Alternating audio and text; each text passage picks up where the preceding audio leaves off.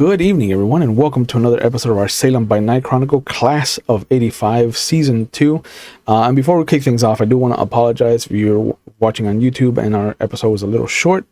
It turned out to be corrupted, and I didn't see until the day after it was uploaded, so you're missing out on the last half of it, and I do apologize for that, but I'll cover a lot of it more in detail in this catch-up, the recap, and I'll gloss over the first half because we opened up on the Danse Nocturne with Marcus Bradley delivering the bad news to Otis himself about Manny Garza's death at the hands of Grant Reynolds, the bot Templar.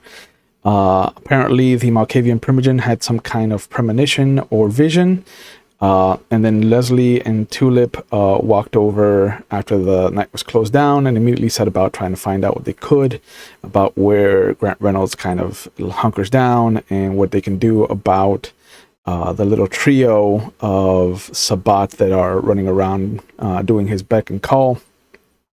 Billy and Benjamin joined Carl and Ivory in her office, and we kind of established a little bit of the security detail stuff. There's 12 cameras in and around the building, and after they set up a plan of defense as far as the Danse Nocturne is concerned, they sat down with Marcus at her bar, where Ivory shared some of the top shelf whiskey, and they got to see how rattled the Thin Blood Primogen was after his interaction with Grant Reynolds.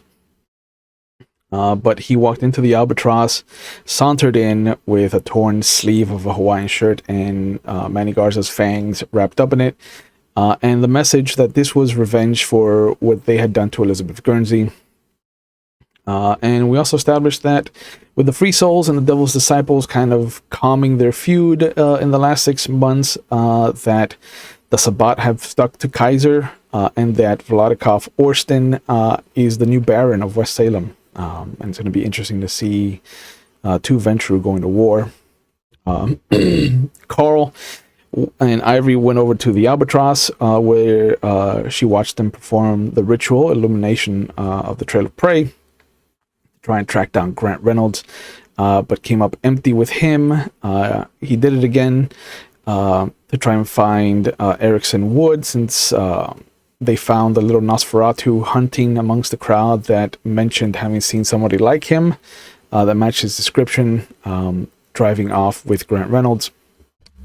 And they did follow the tracks down to where the Last Call bar used to sit, and then they followed the tracks into downtown, where they came across a liquor store and a motel. Afterwards, they went back to the Albatross after finding out that this could be Tucker White instead of Erickson Wood, and they did the ritual again and found that Tucker White and Erickson Wood both ended up at the Last Call bar at the same time, or around the same time, and then Tucker White ended up going up to Kaiser. But they decided to call Harvey Green to share their information, set up a meeting. They hung out at the hotel where Erickson kind of ended their night before going back downtown. And they got to see a overzealous Free Soul break into a room where 2 Devil's Disciples were staying and open up with 2 shotgun blasts and then running off. But they also did get to see, excuse me, a figure emerge from the room unseen, using very clearly obfuscation, and then come around the corner pretending to have heard the noise of the gunshots as a concerned citizen, and they heard him being referred to as Dr. Stanton from Salem General. After meeting with Harvey and exchanging information, they led him to the kind of apartment building in Kaiser where the brake lights that Tucker White had, Carl had followed Tucker White's trail to, and they left him there as he was going to make a phone call to get some reinforcements in. And we left off with them coming back to the Danse Nocturne and seeing that Benjamin and Billy were communicating without words about something strange, and as we got to see Ivory and Carl come up the escalator, we got to see a glimpse of Barnaby Jones. And we're going to pick up right there. It's good to see your faces again. I've missed you. And Barnaby is well dressed. Like I said, he is in a three-piece suit. The jacket is thrown over one of the stools. He has a bouquet of flowers in his hands. It looks like at least 3 dozen flowers. And you will notice that Benjamin has taken his place at his side. There's this lingering feeling of a blood bond that's there.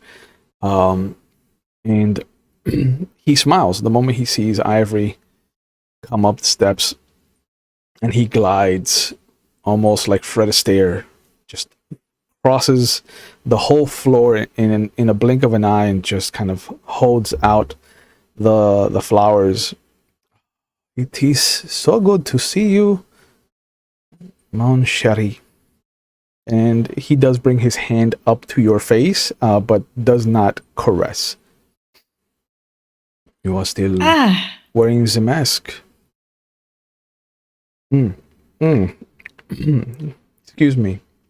I sometimes forget that we're in America. How have you been? These are for you, obviously. Barnabas. Oh, thank you. Yeah. I wasn't expecting you. Surprise. And he looks at Carl and holds out his hand. And you are, sir? Oh. Carl Keller.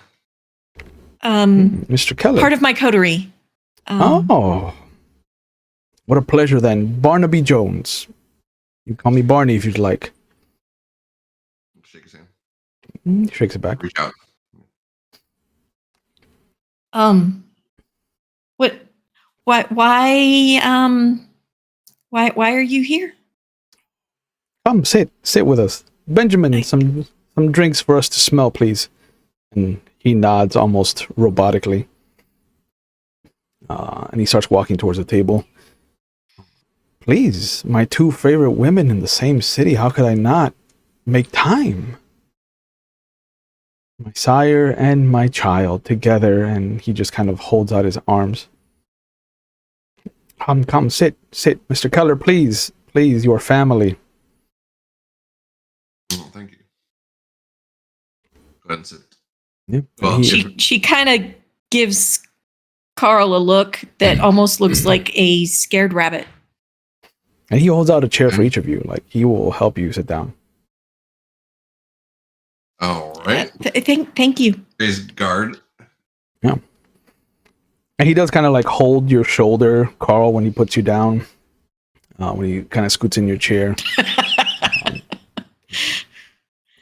Gives you a nice... She has taken the bouquet and she has it in her arms. Mm-hmm. It's giving her something to do with her hands. And as he comes around your chair, Ivory, he doesn't grab you, but he does kind of let his fingers trail the back of your shoulder blades. I hope you don't mind. I've acquired myself a residence. I want to make sure that Geraldine has assets. I heard that she did not choose to be prince again, and I want to make sure that she's fine and she's in her right mind, and that you have someone to support you in your endeavors. You're the keeper of Elysium, and he reaches out his hand across the table, palm up. He just kind of smiles at you. She kind of hesitantly reaches towards it, almost like it's against her will. Mm-hmm. And it closes gently around your hand.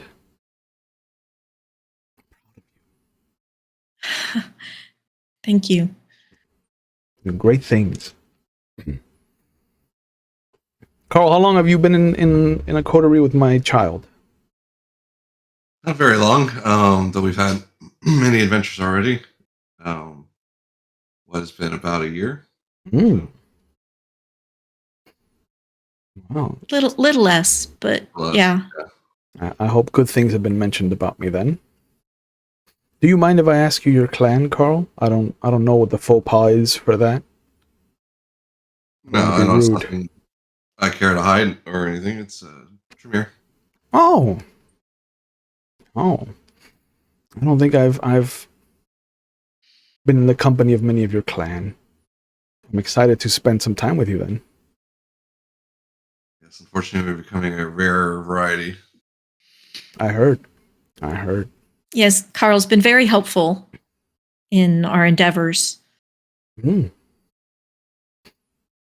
Are you good with your blood sorcery? I don't like I said. Whenever if I ever come off rude, Carl, please know that it is not on purpose.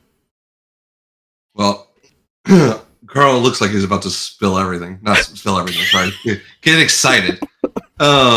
He's like, Oh boy. I love talking about blood sorcery. Excuse me. I love the face because I immediately saw you like, you want to know about blood sorcery? Let me tell you about the Church of. Yeah, really. Oh. It's like, well, it depends. It's like you see him get giddy for a second, but he's like, hold on, restrained. It depends on how much you want to know, but that could take years. Oh. But regardless, I can give you certainly an overview. I don't want to be rude, Mr. Carroll. Like I said, I am willing to learn whatever you are willing to teach me. I don't want to learn the abilities per se, but you are, like I said, one of the first to be in my gravity of the clan of wizards. And is it okay to say wizards? I don't like the moniker of warlock. I find that it has a connotation of darkness and the witch trials that come with that kind of language. Honestly, I think of myself as more of a scientist, but witch, warlock, wizard, it's all kind of the same. Understood. To me, it all boils down to, yes, it's clearly outside of normal scientific parameters, but it's still a science. Mm-hmm. Understood. So, I like what you've done here. This is nice to begin with. Have you gotten the tour? Benjamin gave me a tour. Yes, it is. I think it is a good first draft. I think there are places we can make changes. And I think that I'm looking forward to seeing how you evolve with this place and how it becomes a second skin for you. And he starts to rub your hand with his thumb. Very soft, very slowly. To Carl, I think it is loving. Every time that he looks at Ivory, there is this aura of a paramour, a kind of he definitely shows this aura of enjoying being in her company. Yeah, it's always weird with sire child lover thing. Yeah, parent child lover. It's one of those weird kindred things for sure. I think I'm bordering between creepy French guy and yeah. I think if you want, you can make a wit's insight roll. Sure. Since you've been with Ivory for at least a year, almost, you might pick up some of the things. All right, so that's 3. So I got 4. But what is going through Ivory's head while he's rolling? Well, while they were talking blood magic and all that, she was trying to get back her demeanor. She was working on, okay, you can do this. All right, I got an 8, a 3, and a 2, and a 2. The quiet pep talk. You've never seen Ivory in the company of someone she's shared history with. It's always been like fly by nights, one night stands, things like that. It almost feels like this kind of attention is new to her. There's a little odd vibe, but it's very minor to you. Okay. Just keep an eye on her. And he'll let go very softly, just kind of retract his hand. So you're closed for the night. Do we want to do something? Is there any sights that we can see? Try to introduce myself to the prince. What time is it now? It's about 2:30 at this point. Yes, we had a issue. There's actually should probably tell you, there is a blood hunt having been... A blood hunt? Yes, just this evening. And Benjamin, that's where we were, actually, and why everything closed down so early. Benjamin comes over with a note that reads, Erickson called. Otis has put a blood hunt on Tucker White, Kevin Marlowe, and Andrew Bates as well. Oh. Passes the note over to Carl. Okay. Oh, and evidently 3 more. These are exciting times, Ivory. Interesting night. Evidently, the Sabbat Templar, Ivory, or may I call you Constance? No, please. No, not here. Okay. No. So it was Tucker White. Who else? Kevin Marlowe and Andrew Bates.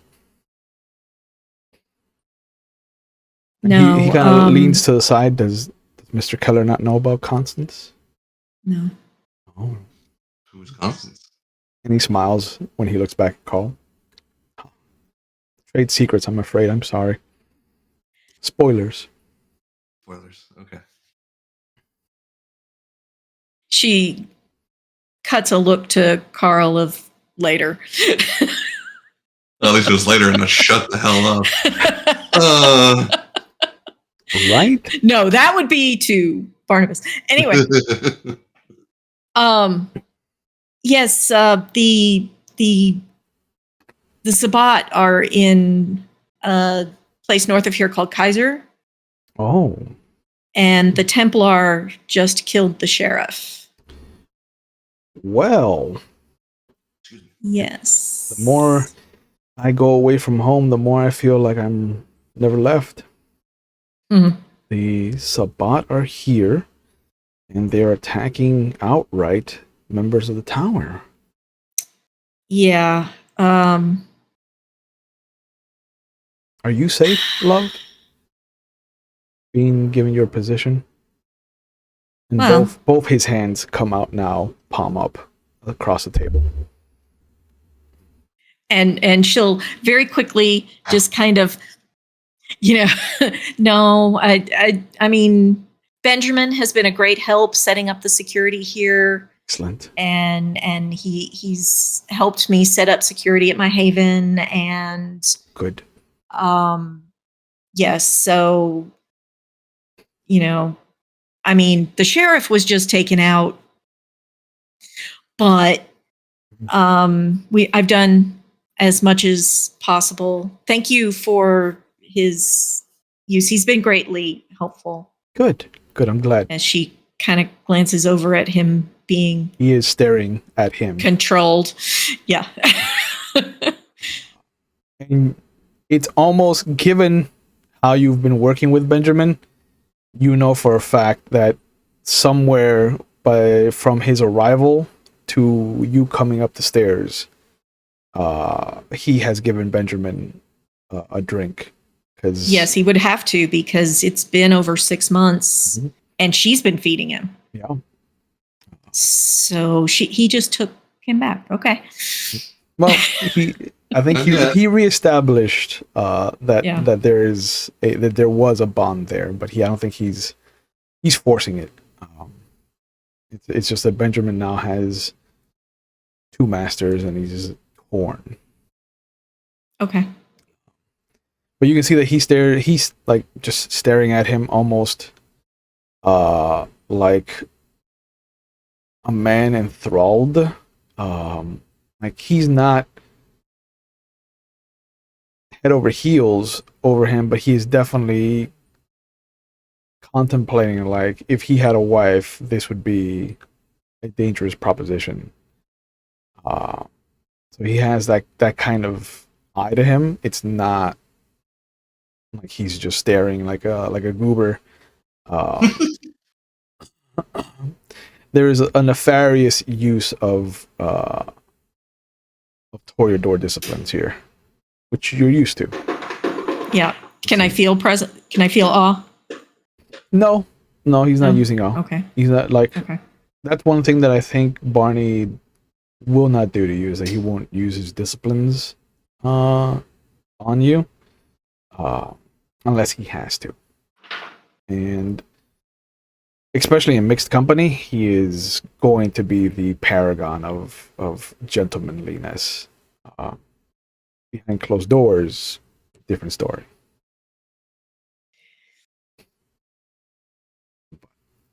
He continues this. Yeah. I'm glad that I've come back then. I think that you are going to need assets you can trust. And he squeezes your hands and then lets go and brings them back across the table and just kind of puts one hand on top of the other there on the table. And I try to shoot a covert glance when he says trust to Ivory.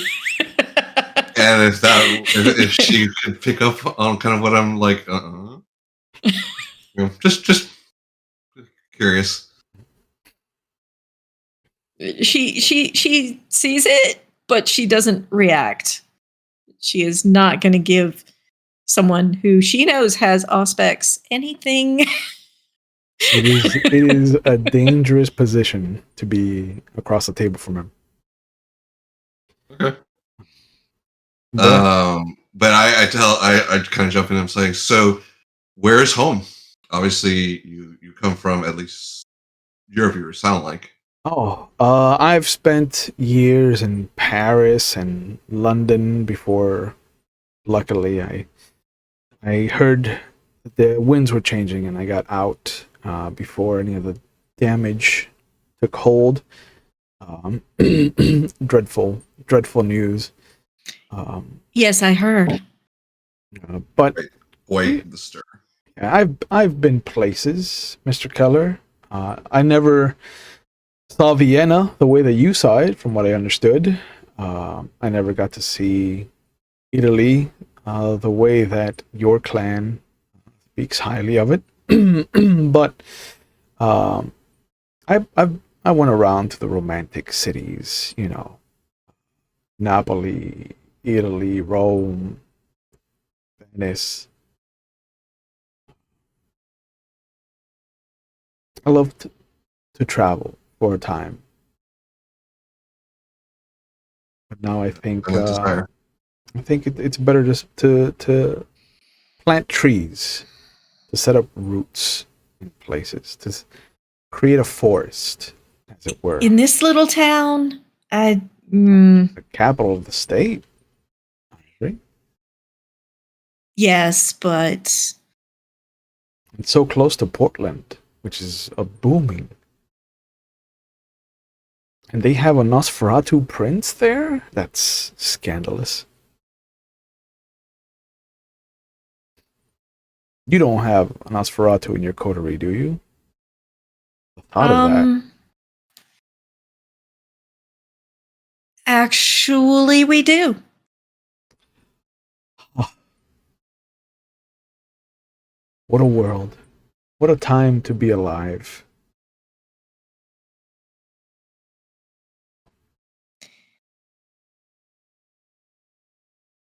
Are they feral?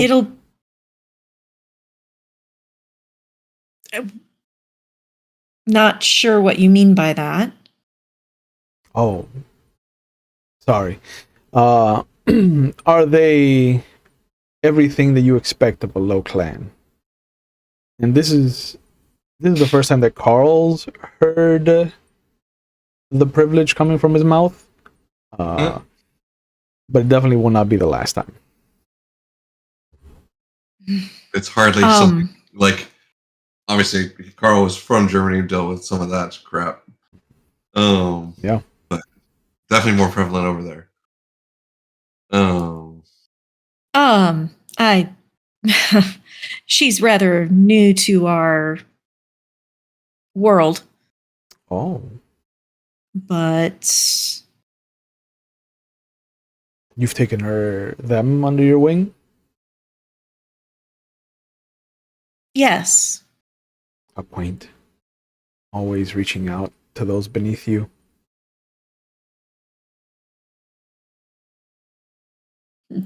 She glances over at Carl. Nothing. He's and Barney's just smiling, happy go lucky.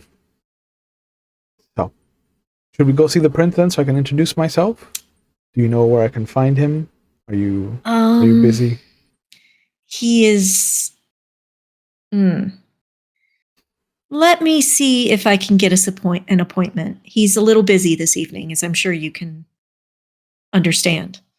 He was here earlier, but with the whole death of the sheriff thing, kind of kicked a hornet's nest up.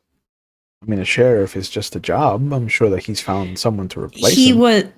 The sheriff was a member of his coterie, so they are close. The prince has a coterie. Did have. Americans are strange. I mean, keep in mind, Otis King is rather new to being a prince. But considering who he took the place of, it is a welcome change. Oh. I never met Hyde. Well, you never will. Very sad. Not really. Given the times, destruction of any of our kind is a solemn event. Well, it was done officially. Yeah, and he kind of richly with monitor from the tower. He was working with people he should never have. Understood. Well, if you'll give me a moment, yes, I will go make a phone call. And he stands up and goes over to Benjamin. She will go into her office.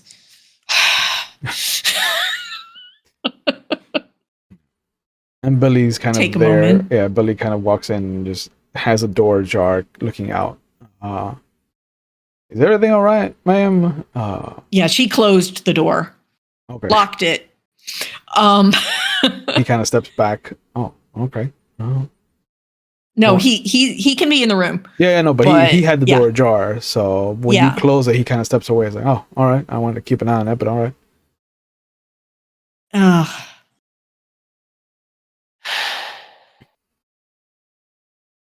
Are you okay? Yeah. Did he do anything? I've been with you the whole night, ma'am. Right. Okay. Sorry. You're fine. A little flustered. That's no offense, but that's new to me. Well, like parents, sires have a way of knowing all your buttons.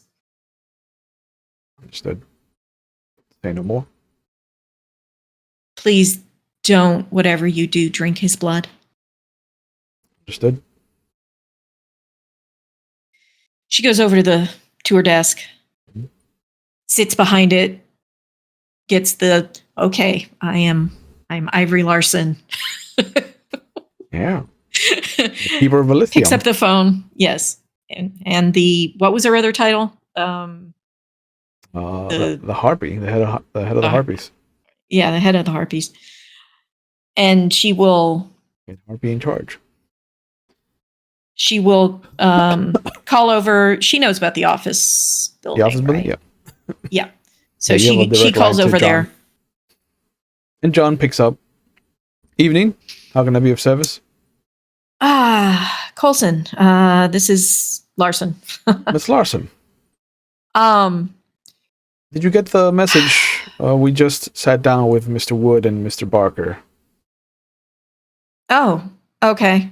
Yeah. He sent a message about the other three. Excellent. I have someone new to town that would like to speak with Mr. King. Oh. Would that be possible? I realize that it's probably quite an evening. No. We've just finished up with another meeting. Otis should be free to receive an introduction. It is right as Prince to take in the new faces, so I'm sure that he would. Do you have anything that we should be prompted with as far as this new face is concerned? Since you've interacted with them? He is my sire. Oh. I'm sure Otis will enjoy that fact then. And of course that means that he is Geraldine's childer. Of course. So, yes. And I think she keeps to that. Mm-hmm. Does the Primogen know that her childer has returned to the city? I am not sure. Does Ivory know where she is? Geraldine, she's probably, since the Elysium was shut down, she's probably gone back to her apartment. Okay. No, I just walked in and he was here, so I haven't had a chance. Understood. Very well. Send him down, and we will meet him as professionally as possible. Will you be telling your Primogen about her childer, or would you like us to inform her? I can tell her. Very well. I appreciate you, Miss Lawson. Is there anything else? That should be it. Excellent. He hangs up.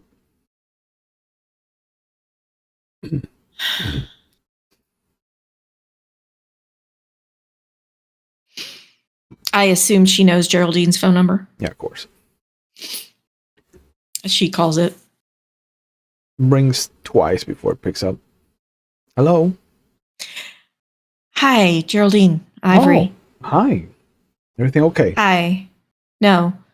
Oh, excuse me? Barnaby's here. Oh. He didn't call. No.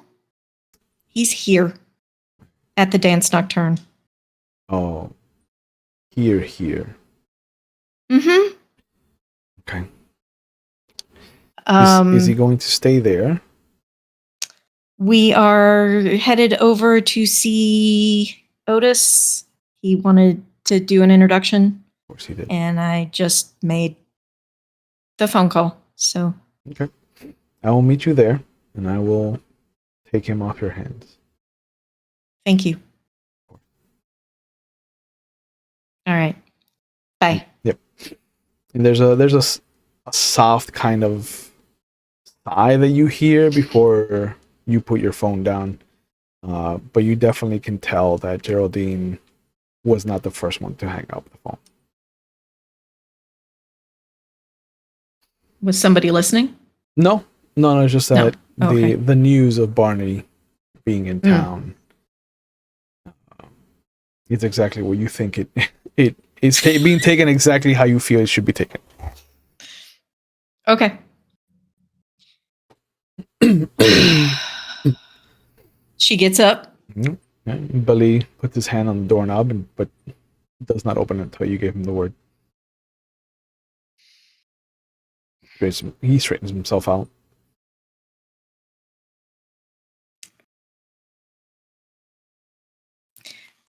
And she'll nod to him. Opens the door. She goes out. Okay. While you were making your phone calls, Carl will notice that Barnaby and Benjamin have a close relationship. It's almost like an older brother, younger brother relationship. Okay. And there is this need for Benjamin to prove himself to him. But they start talking in French. And there's a moment where Barney just kind of stops himself and looks over. I am sorry, Mr. Keller. I have not seen Benji in a while. So I was catching up with him. I didn't mean to be rude. No, not at all. Are you close to your sire, by chance? It's been a minute since I've seen my sire. Mm. But we tend to dive into our own. Well, sorta. We tend to fall into our own research holes. Mm. And then when we come out, we kind of reach out and discuss things. Okay. What's been the latest discussion, if you don't mind me asking? Probably one of my advances in trying. I'm fascinated by flight, so I've been trying to improve the mechanics and get better wings in the air and more efficient, that kind of stuff. It is said that in the Dark Ages, certain Tremere could bend the laws of gravity to their will. Is that what you're trying to get at, Mr. Keller? Are you trying to be a Superman? That would be definitely a new thing. I don't know if we can do that anymore. We even side note, out of character, is that even a path anymore? No. Yeah, they took it all away, right? All that random size stuff. That's what I thought. No, and I don't see anything in the new book. It just seems to be sub powers of. There's ways that we can turn them into rituals, given the new books. Yeah. But yeah, they've treated blood sorcery as a redheaded stepchild. No offense to redheads or stepchildren in the audience. You're not wrong. That and necromancy all got kind of mushed together. Yeah. And let's not even go into what they did with the top 10 operation. That's just my own. But yeah. All right, so back in character. No, when I spoke of flight, I didn't mean magical. Mechanical. Like planes. Like planes, yeah. And other doohickeys and inventions that have been coming up and down the pike, as it were. Okay, all right. Do you own any planes? Have you flown, Mr. Keller? I have flown. Unfortunately, my resources don't extend to owning a plane, so I mostly work on them when I can. Do you need assistance, Mr. Keller? We can certainly discuss it. And that's when the door opens and Ivory hears, "Do you need assistance, Mr. Keller?" And as you come out, you see that Barney has this wide smile on his face. Once I get situated here, I think I can help you with your endeavors, Mr. Keller. It'll certainly be something to talk about. Excellent. The Ivory to my black onyx of evening. Do you have good news for me, my child? I do. Excellent. I do. Mr. King is able to see you this evening. Excellent. Will you be taking me, or shall I bother Benjamin to take me? I can take you. I don't want to. No. Interfere with your evening. I was just making sure that I didn't have anything else going on. Excellent. But no, I think I can. I would like to speak to the prince anyway. So, Excellent. Good. Good. I'm glad that I'm I not will go bothering along. you. Oh, excellent. Okay. I will go along as well if you don't mind. Yeah. And then he notices Billy for the first time, and he slides over to him and just kind of like squeezes his bicep, and he's just like, "Who is this specimen of a man?" this is William Clubbs. He is my bodyguard. Oh, you've done well for yourself. And you see him put a hand to Billy's face, and Billy immediately shoots you a look like, this guy is fucking weird. Is he like gonna pull his like gums back and check his teeth next? I think her hands as he turns his back to Bill and goes over to Billy, she's just Yeah. Billy doesn't say it, but he gives you that look like, if this motherfucker touches me again, we're gonna have issues. But he goes over, grabs his coat off of the stool, and just kind of drapes it over his arm.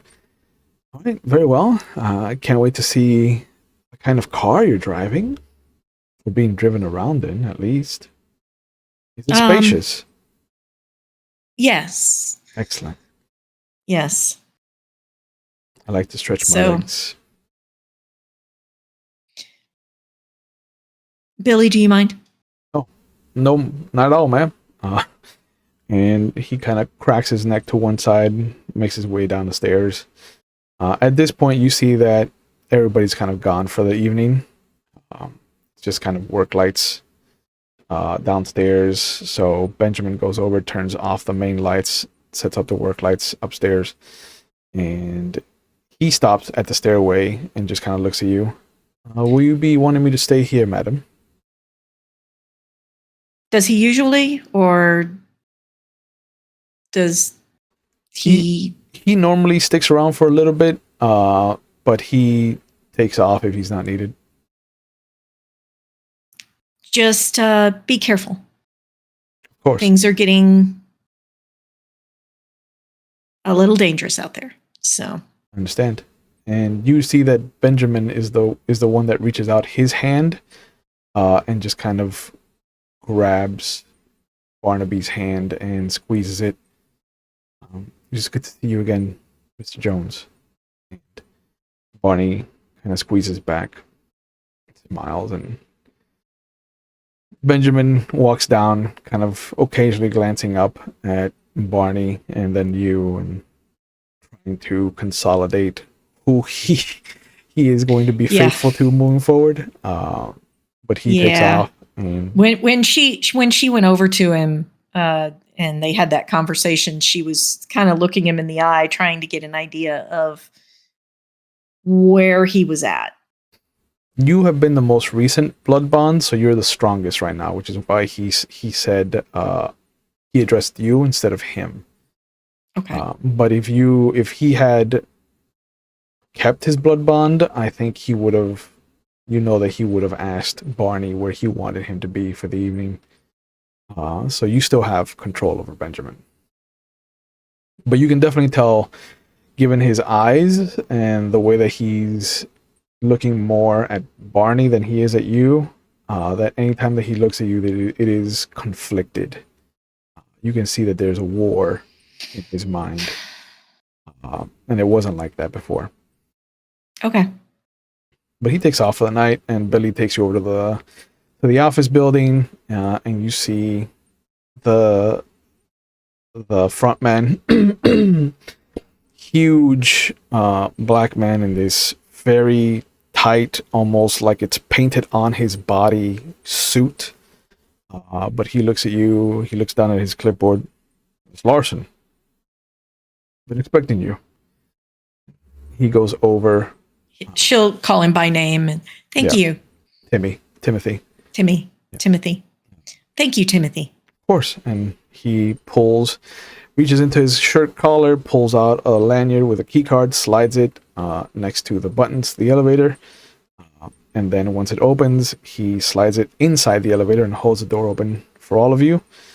And again, because Barnaby is a Toreador and one of a dangerous Toreador, I think. You see him kind of grab him by his bicep. He grabs Timmy's bicep and kind of squeezes. He's like, "Oh, such a strong man. I'm sure Mr. King is well protected."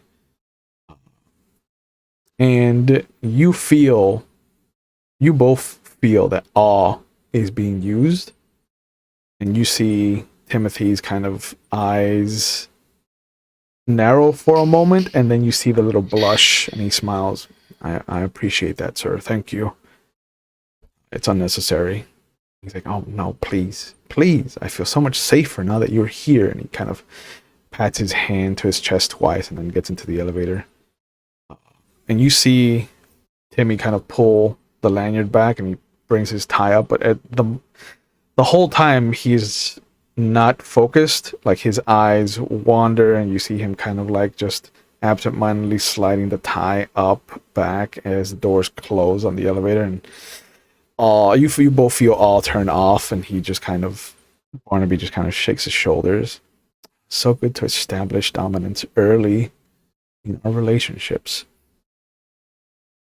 You still do this, yes? Love bug? I have my ways. Excellent. Glad to hear. I'm sorry if I didn't warn you ahead of time, Mr. Keller. Absent-mindedly use my abilities when I have to, so don't feel like it's a slight against you or me trying to establish dominance. I know that you're my equal, and he kind of pats your face. Ooh. Man, so lucky this is not my normal character. Oh! Right? There wouldn't be an elevator. Hand. There wouldn't be an elevator. There wouldn't be an elevator just on that motion. Oh, that would have been just fucking roll initiative because his hand is coming off. Yeah, that one strength. That really sucks. Yeah. Anyway. Yeah. It's like I did not raise it. I want the weakness, but yeah. Yeah. Oh, there's a reason why I chose this character versus my typical. Oh. So yeah, there would have been shadows darkening and tentacles coming out of everywhere. Oh. I understand. But, I understand. Anyway, he just kind of goes, he just does, okay. He's not my sire. He's unknown. Yeah. I don't know what this fucking guy is yet. Yeah. The fact that Carl knows two things above everything else, that he is Ivory's sire and that he is Geraldine's childer, I think are enough to be like, touch whatever you want, bro. Yeah. Touch me where you want. I can't do anything about it. Not yet. Not yet. There is a list that is growing longer. You should have hanged me on a hook, Johnny. My sister hung me on a hook once. Once. Yeah. Trust me, there's a certain goal of dating back to the beginning that is going to find a very unpleasant boil one day. But the doors open at the 5th floor, and you guys know that the 1st through 4th floors are actual businesses. It is kind. They are Kindred controlled businesses, but they're still day-to-day 9 to 5s. But the whole 5th floor is for Otis and his kind of group. And you know that the main floor of the 5th floor is open. There's a few desks here and there. There's a little triangle of desk where it used to be Manny to one side, to Otis's right-hand side, Otis in the center facing the elevator, and then John Coulson to Otis's left-hand side. And Dimitri never had a desk. Nobody trusts him with a desk.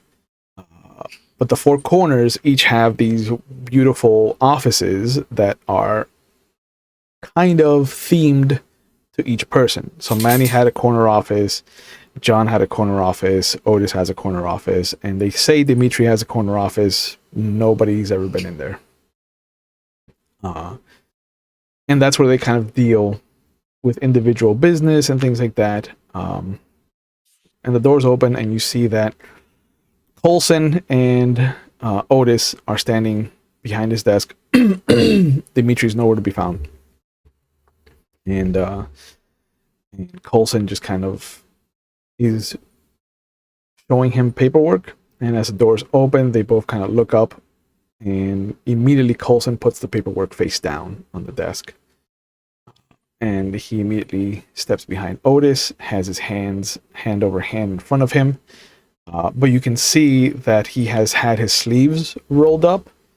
And both you, Carl, and now Barnaby can see the intricate kind of alchemical runes that have been tattooed into his flesh. And he is making a point.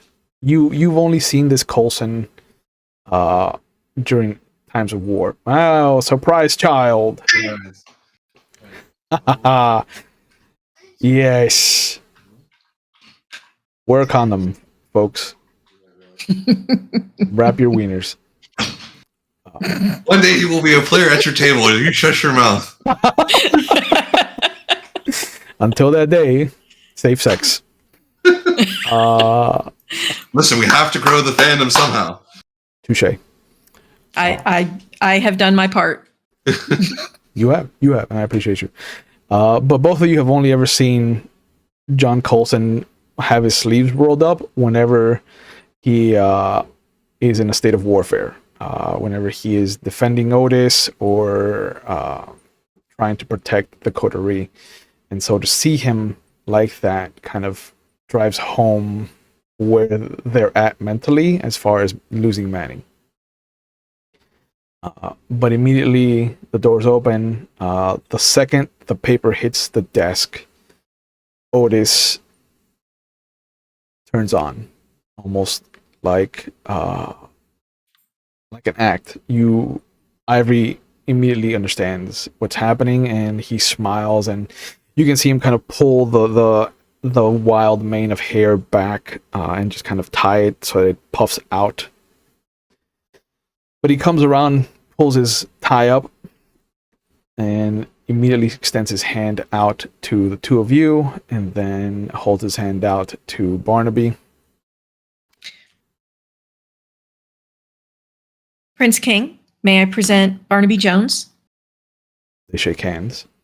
Mr. Jones, I've heard good things about you. I hear that you are Miss Larson's sire, and for that I am most grateful. She has been a great asset to my city. And Barney just kind of smiles. Oh, my prince, you are too kind. I have only tried to teach her how to be the best Toreador she can be.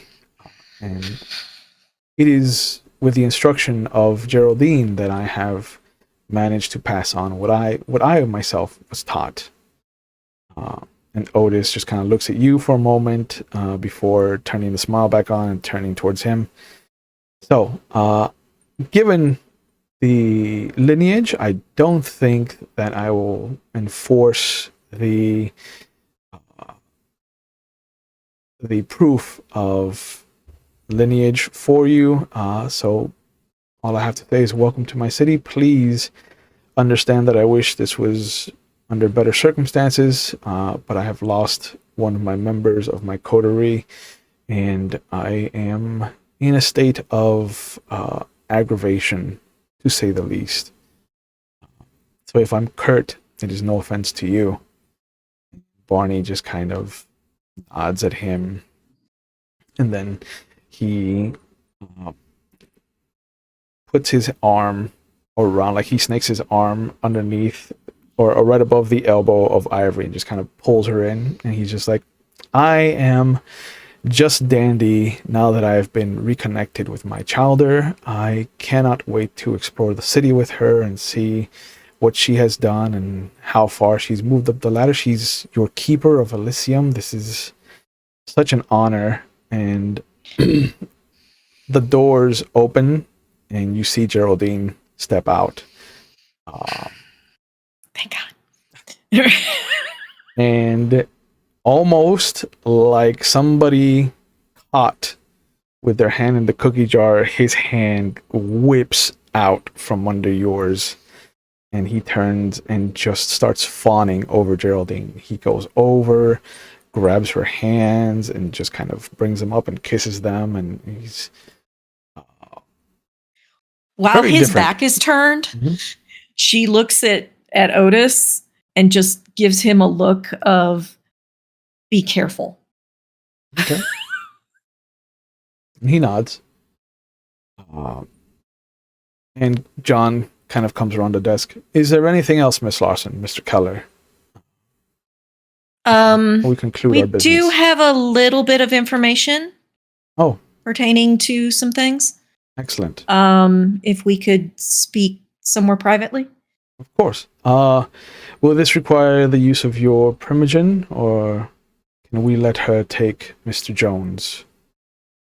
I think that would be fine. And he immediately slides around and does the same thing to her, though. He slides his hand above her elbow and just kind of brings her in, brings himself into her. He does not dare move her the way, and Carl, I think, picks up on that. When he grabbed Ivory, he pulled her in. When he slides his hand into Geraldine, like, he slides himself in. Right. Way more subservient, or actually subservient. 100%. And he just has a big old smile on his face, and he's like, I would love that tremendously. So I don't think Ivory's ever seen the two of them together, because she'd never met Geraldine before. She never has. So what is she reading from this? She's stoic. She has no facial features whatsoever. But she takes a moment once he like impresses his body against hers, and she looks at him. She slides her hand down and wraps her fingers intermingled with his, and then just looks back, and you see the same thing you saw with Otis. The smile comes on. I will happily take him off your hands and show him around and make sure that he is taken care of wherever he has chosen to take up residence. And you see him kind of like bouncing back and forth from one foot to the other as she says that. And he says, I will swing by the Danse Nocturne tomorrow or the day after, the night after. I am excited to be in the city. And he kind of grabs and brings Geraldine's hand and kisses it, and there's a moment, almost imperceptible, if not for Ivory's high aspects. I think I don't think Carl knows Geraldine enough to catch this. But there's a slight hint of an eye roll. It is like it starts and then immediately does not finish. But she goes, of course. Come on. My car is downstairs. And he happily follows her into the elevator. And once the doors close, John Coulson starts to roll down his sleeves. Is this something that needs to be discussed in an office, or can we speak out here? Well, now that he's gone, nobody else is here, right? No. Then this is fine. Excellent. Oh, he's creepy, but I'm not sure how creepy, because we're all kind of creepy when it comes to parent-sire-child relationship, but that was a different level than I've seen. So, how you doing? Well, We I can was talk not later if expecting that. necessary. Yeah. Be careful of Barney. She says this to Coulson and to Carl too. Yeah. He can be very old school in a lot of the ways he looks at our clan.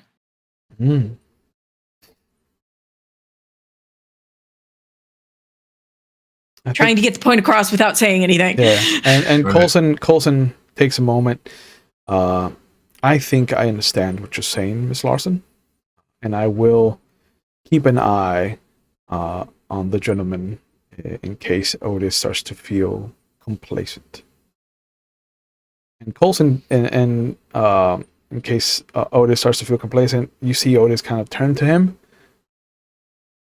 I'm right here, and I'm not compromised. I know exactly where my head is at, and I know exactly where our avenues are open. Thank you, though. Miss Larson, you have news, information, you said. Yes. Actually, Carl was able to find out some things about where Grant Reynolds might have gone and where, at least we know, one of the other members of his coterie have gone. If you want to. Yeah, and they both turn to look at Carl.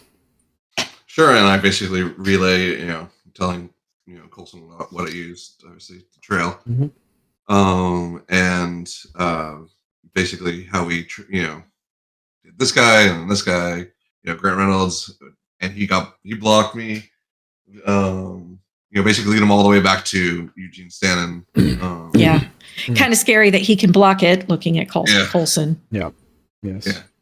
But and then if Stanton is teaching him, that proves that Stanton is stronger than I remember. Yeah, that would. Yeah. We got to look at him. He used a variety of powers the other night. Tonight. It was tonight. I'm sorry, yeah, tonight. He goes over to his desk, and you see him prick his thumb, and he rubs it against one of the drawers, and he opens it, and you see him lick his wound close as he opens a leather-bound sketch pad. It's beautiful, definitely old, but he's got drawings in there. It looks like he's got drawings of the human form, very similar to the Vitruvian Man. There's anatomical annotations like musculature, the way the veins and the circulatory system is mapped out on certain body parts. But he flips to a page, and you see this almost Da Vinci-like level of attention to a portrait, a bust of what looks to be a gentleman. And he shows it to you. Did he look like this, Mr. Stanton? Did he? No, not at all. No. Yeah, that's not the guy. And he's learned flesh crafting. This is how I remember Eugene Stanton. Oh. Awesome. He has that too. She will give the description that she saw. And he flips to a clean page, and you see him just kind of quickly draw out with charcoal. And you see that he reaches into a vest pocket and produces a piece of charcoal, like sharpened charcoal. And he just starts to wildly scratch it against the paper. And he draws a relatively police-like level of detail of the Eugene Stanton that you describe for him, and he just flips back and forth. Yeah. This is, and he points to the new drawing that he's made. This is not Eugene. So I would forget whatever you saw. I don't see him using the same face twice. Fair. But if he's using a persona at the hospital, then it's probably going to stay the same. You bring up a good point. And he tears the page out of his journal. He hands it to you. Miss Lawson, then I trust this to you. And I would warn those closest to you and those that you, whose association you value, to stay away from this man. He seemed very powerful. He is. We also talked to Green Excellent. about where White was, Oh, all right. and possibly Reynolds. We took him to a house. Have you heard anything? He was Not calling as of in yet. some reinforcements. Okay. He did not call us. Excuse me. So whoever he called, he must have called in the old whips, if anything. Probably. And Otis looks over at that and goes, We're not exactly the best in a fight, so. Beckett is one of his whips. Yeah? That Alfred kid that you guys rescued? Yes. Coulson nods. Okay. Kid's got spunk. Should be fine.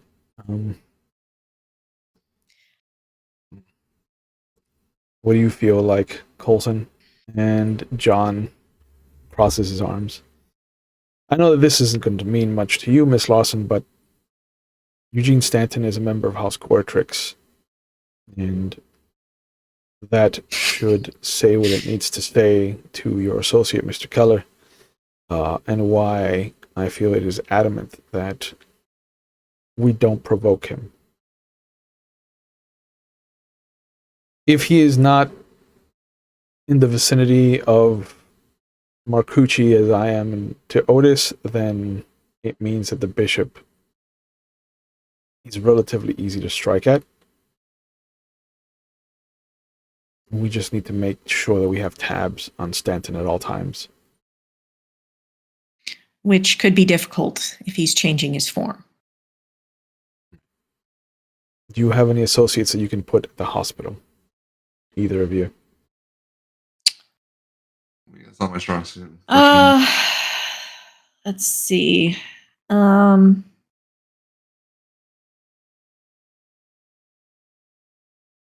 Would she have any? I mean, Tulip's probably not going to work at the hospital very well. No. And neither is Leslie, probably. I think to put an agent in the hospital, you would start you would need to start searching for a new goal, a new agent. I can work on that, but I don't have anybody right now. Understood. I'm wary of putting one of my agents at the hospital. I think Mr. Stanton would smell them a mile away. We would force him to shore up instead of lowering his defenses. And I think the same goes for Mr. Keller.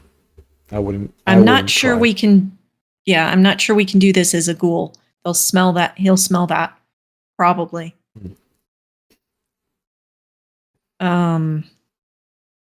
If he is that powerful, he can probably tell.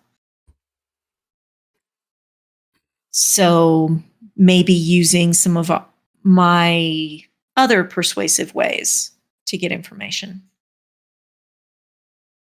And Otis. I'll see what I can do. Otis nods. I leave it in your hands. I trust you. Thank you. That means a lot. Anything else? You see him go back to his desk. There was a little something. It was a little odd. So when we first started tracking Reynolds, someone said that the guy driving him looked like Erickson. We eventually put together that it was actually White. Okay. But when at first we followed Erickson, and it was a little odd. Both of the cars that we followed, because Erickson was a different car. Both of the cars ended up at the place that used to be the last call.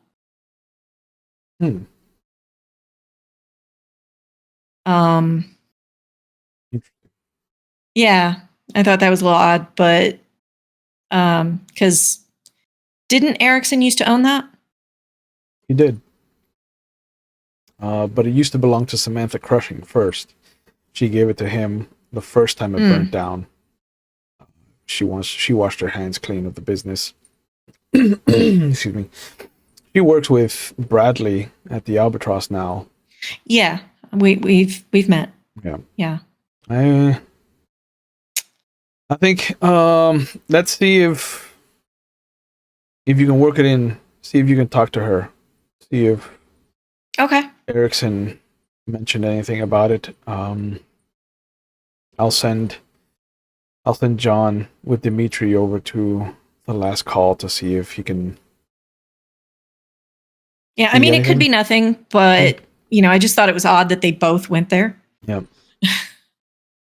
even if it's not to prove the connection between the two of them, if Erickson Wood and Grant Reynolds are working together, I want to know why and to what ends. And he points that more at John than at the two of you.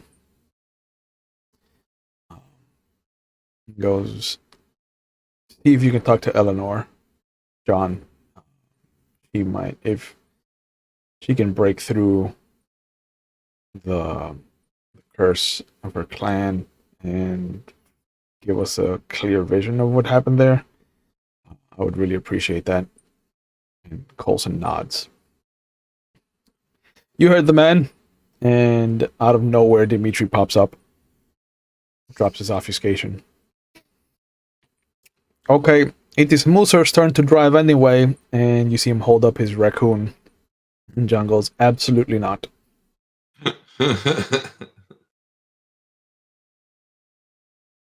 Hey, Dimitri. He waves. Hello. You taught a raccoon to drive? He works the steering wheel, and I work the pedals. Yeah. Yeah,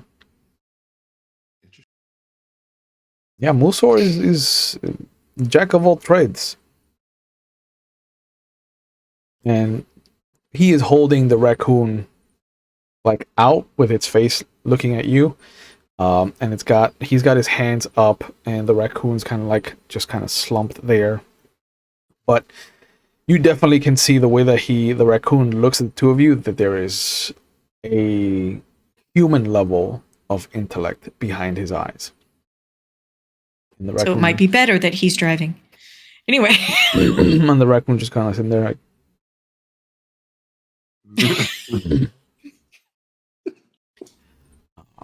But Otis looks at the two of you.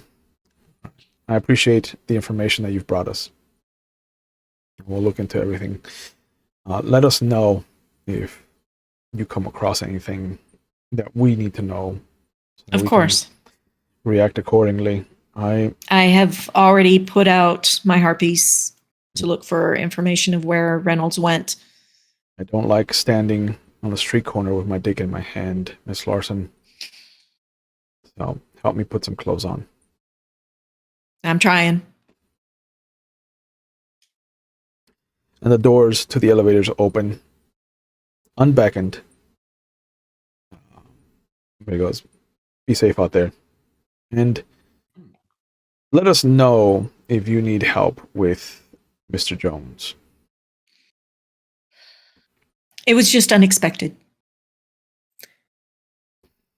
I know what I have, of course, dealt with him before. Yes. Good. But thank you. Of course. And you step into the elevators, it dings and goes back down to the first floor.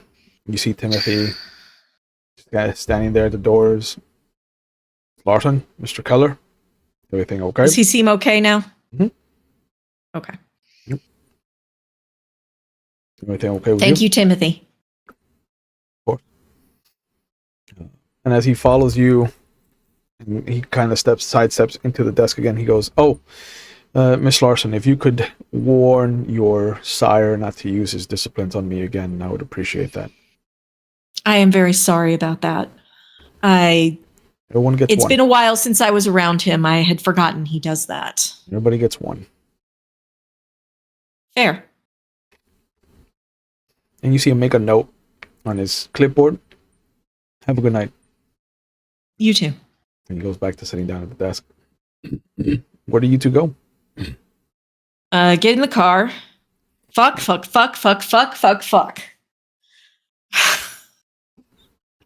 Tell me how you really feel. Yeah, let it out. Don't hold coming back. Oh, if this night couldn't get any worse. It's been a heck of a night. And Billy just kind My of Sire's not even in town. yeah, Billy just kind of sits there with the engine idling. He's just like, I don't know where to go. I don't even want to offer places, ma'am. Like I'm fine just sitting here for a little bit. Well, we need to talk to Samantha Crusher, evidently. Mm.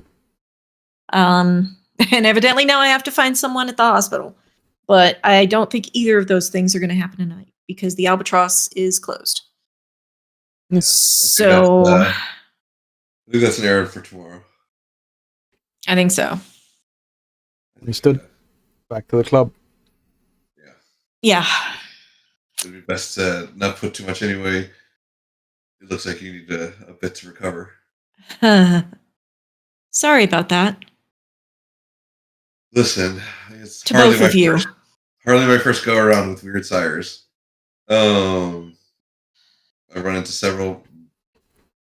My Sire's is her own kettle of fish. And Billy just kind of looks in the river mirror like he's handsy, that guy. Yeah, that was. He is. He wants to put his hands on you. If you ever feel that he is using anything on you, let me know. Will do. I will have to talk to him. I was not prepared for him being here. I'm sorry. I didn't cut that off, but I will let him know that you are off limits. Understand. And a little ballsy to use it on the Princess Ghoul. So. Yeah. Yeah, I have my ways. Being nice. Courtesy. It's amazing. What a concept. But you get to the club, and Billy lets you guys out, and he looks back. We staying here, ma'am, or you want to go back to your apartment?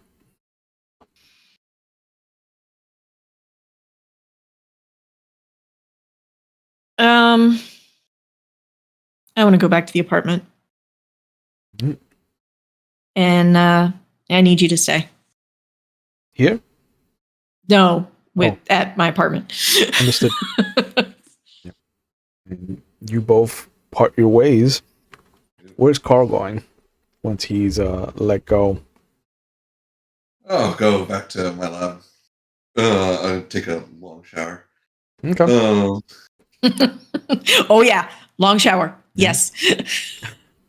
He touched me. Lots of very hot water.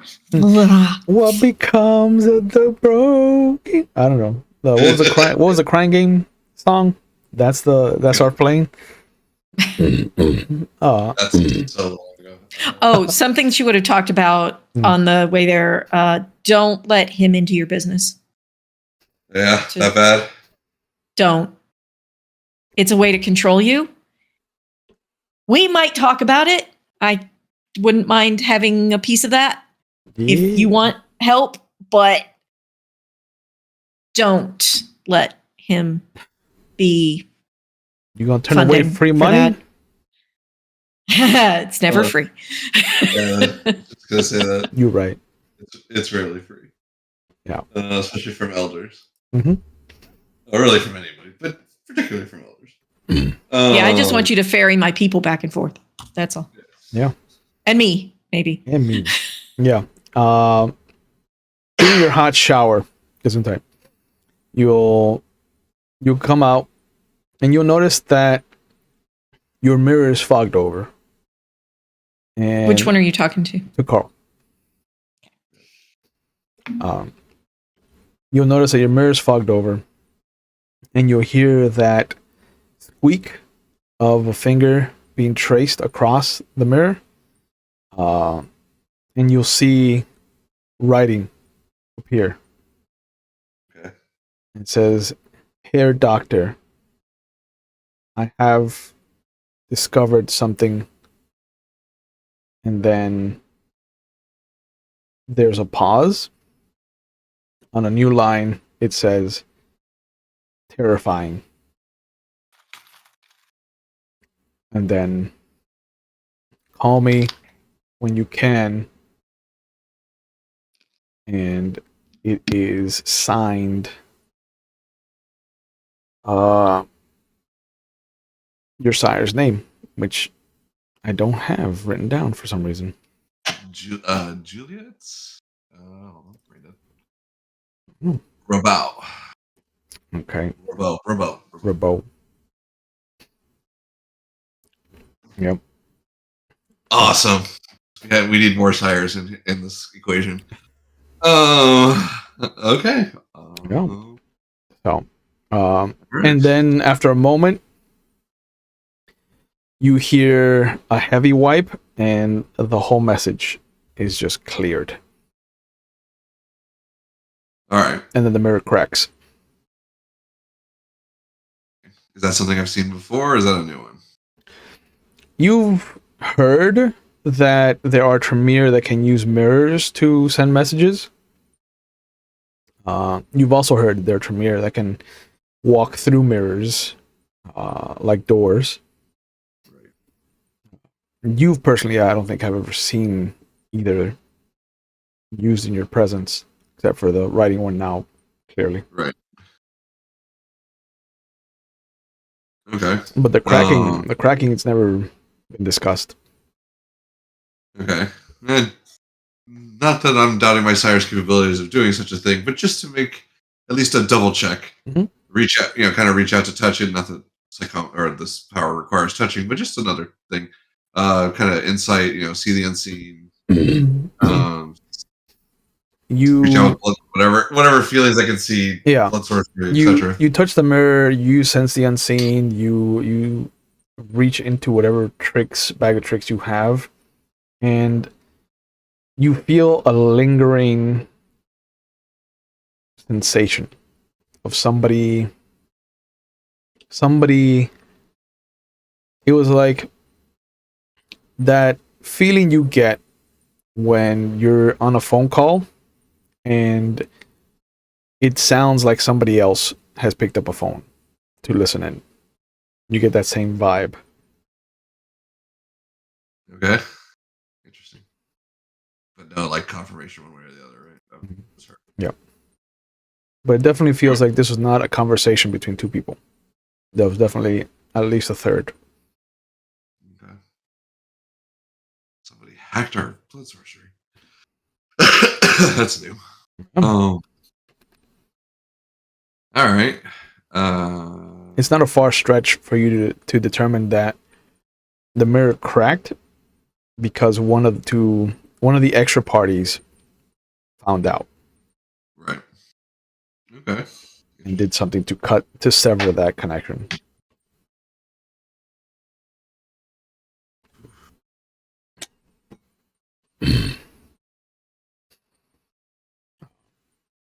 But otherwise, what do we see when we see Ivory walk into her apartment? But he props himself up on the couch. Yeah, we haven't been here before. We're not. What does it look like? How gaudy Let's or see, 80s. expensive is not it? gaudy. No, not Lisa Frank. No, it's very tasteful actually. What a lovely Lisa Frank. That's been amazing. Just a neon dolphin everywhere. Yeah, neon dolphins. Neon dolphins. The bed is so bright. I haven't even turned on the light.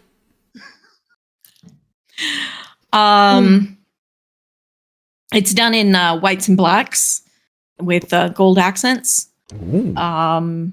It's modern for 80s. There are little touches here and there that may have shown some of her history. Okay. She doesn't really bring anybody here except for Billy's probably the only one in the city that's seen it. So not even Benjamin's seen it. Okay. Well, no, he did because he helped set up security. Okay. Yeah. But Yeah, that's going to be fun. Anyway, she's rethinking that now. Why? Why would you then?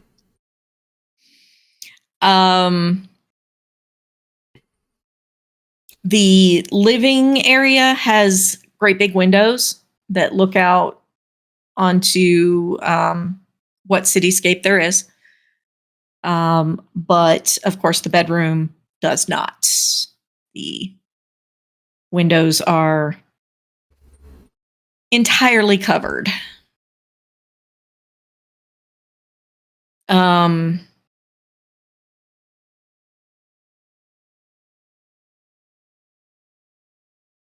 Yeah. I'm trying to think 80s. Hadn't thought about her place. That's fine. But yeah. So we like have that. the bare bones. We know we have the vibe. Yeah.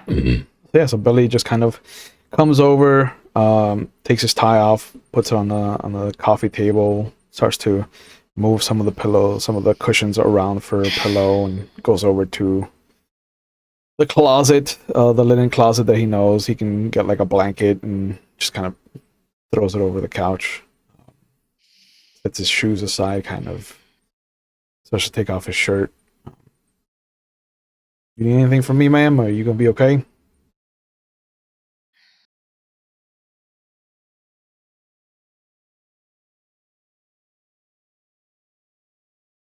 I need to go take a shower, and I may see you in a bit, if that's okay.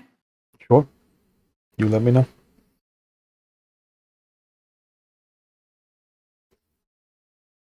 Adding up the days since she last fed on him. Yeah.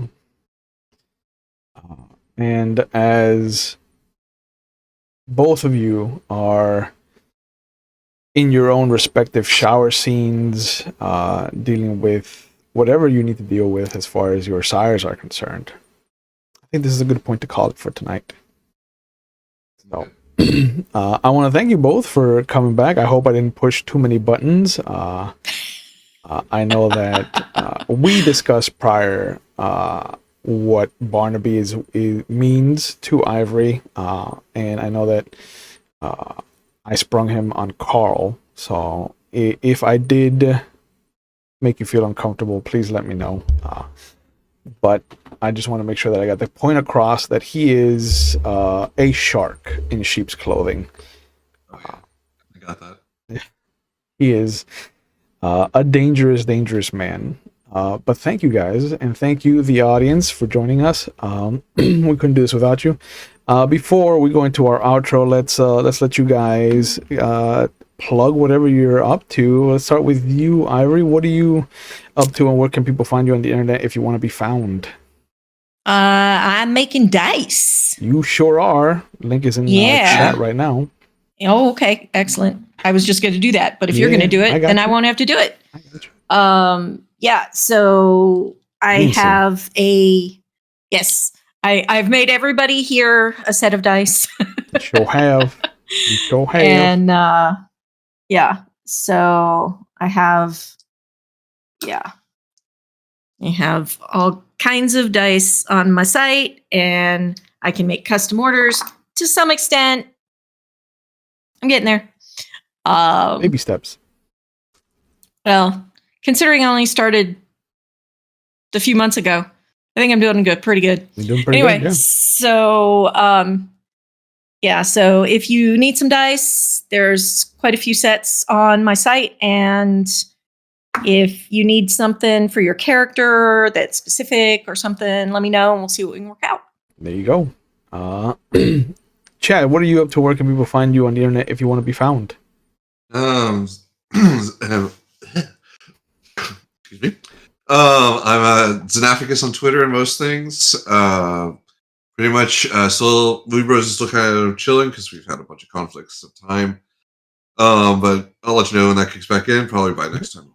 Gotcha. Plus, there's been a dearth of really decent movies lately. But otherwise, just kind of hanging out on the internet. Always find me, like I said, at Xanaficus on Twitter. Always willing to talk and. Okay. Perfect. As always, you can find TTRPG content right here on the channel. Mondays are for Vampire the Masquerade 5th edition. We have 2 different coteries going on at the same time, an Anarch and a Camarilla coterie. Tonight was our Camarilla crew. Set in 1985, Oregon, Salem, asking what if the Beckoning had happened in 1980 instead of in the modern day. So it's been a fun little romp. Tuesdays, I alternate between Werewolf the Wild West and Legend of the Five Rings. Thursdays, I alternate between Old Gods of Appalachia, which is just kicked off and it's kicking off this week for realsies because we got our session zeros out of the way, and 7th Sea, which is a fun little system. But on Wednesdays, you can catch me over at McStabber Studios, where I get to play a host of different characters. We just finished our Changeling the Dreaming story, where I played a grump of a troll. First time actually playing through Changeling, and I actually enjoyed it. But we're going to be kicking off in a couple of weeks with our Dark Ages campaign, where I play a lovable scamp of a Lasombra that has never committed any war crimes in his life. And I will die on that hill. Not a war crime the first time. Never. Not me. And this Friday, you can catch me in our finale of their Old Gods of Appalachia game, where I play Preacher Green, who just put the fear of God into somebody this last session. And I've flexed my player muscle incredibly. Not to toot my own horn, but toot motherfucker. From the cast of characters that I've gotten to play over there. So give them a follow. They're good people, and they do good stories. And they're letting me run mage for some reason. So, that's going to be fun. But as always, we take mental health on the channel very seriously. So if you feel like you need help, please know that it is okay to not be okay. And if you're watching live, there are phone numbers going up in our Twitch chat. They'll be in the description box if you're watching on YouTube at your leisure. And if you are don't do well with phone calls or text lines, there is a link going up as well for findahelpline.com. So you can use the internet instead, or you can find the resources in your area if you're not in the United States. So just know that there are resources out there for you, and if you feel like you need help, just all you gotta do is take that first step. And I know it's a bit scary, but there are people out there who will help you and hold your hand through the whole process. So just be aware that there are people out there that want to help you and are open to helping you, and they're just waiting for you to take that first step. So if you feel like you need help, just know that there are resources for you. As always, thank you for being here. Thank you guys for joining us. I hope that Barney is not too terrible, because I feel like we are going to see some more darkness out of that character before anything else. And so if he gets too rough, please let me know. Your mental health, of course, comes first. But as always, thank you guys for being here. Be safe. We will see you when we see you. Have a good night. Bye.